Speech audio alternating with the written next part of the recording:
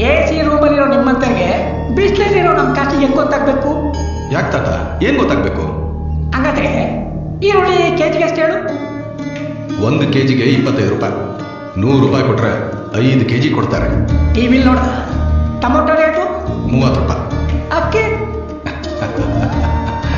ಸೋನಾ ಮಸೂರಿ 60, ಕೆಂಪಕ್ಕಿ ಆದ್ರೆ 100, ತೊಗರಿ ಬೇಳೆ 130, ಸಕ್ಕರೆ 140, ಗೋಧಿ 140, ರವೆ 50, ಅಡಿಗೆ ಎಣ್ಣೆ 140, ಎಳ್ಳು 150, ಕಲ್ಲುಪ್ಪು 20 ರೂಪಾಯಿ, ಪುಡಿ ಉಪ್ಪು ಆದ್ರೆ 28 ರೂಪಾಯಿ. ಆದ್ರೆ ಸೊಸೈಟಿಲಿ ಒಂದು ರೇಟು, ಬ್ಲ್ಯಾಕ್ ಮಾರ್ಕೆಟ್ ಒಂದು ರೇಟ್. ಇನ್ನೇನ್ ಬೇಕಾದ? ಕರೆಂಟ್ ಬಿಲ್ಲು, ಹಾಲು, ಡೀಸೆಲ್ಲು ಯಾವ್ದು ಬೇಕು ಕೇಳು, ಎಲ್ಲ ಇಟ್ಟು. ನಾನು ಇಷ್ಟೆಲ್ಲ ಪ್ರಶ್ನೆ ಕೇಳ್ದಲ್ಲ, ನೀನು ಓಟ್ ಯಾರಿಗಾಗ್ತೀಯ?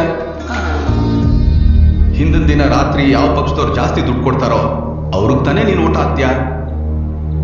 ಓಟ್ ಮಾಡ್ಕೊಳ್ಳೋದು ಕೂಡ ತಪ್ಪಲ್ವಾ ತಾತ? ಮೊದಲು ನಾವು ಸರಿ ಇರ್ಬೇಕು, ಆಮೇಲೆ ಇನ್ನೊಬ್ಬರನ್ನ ಪ್ರಶ್ನೆ ಮಾಡ್ಬೇಕು.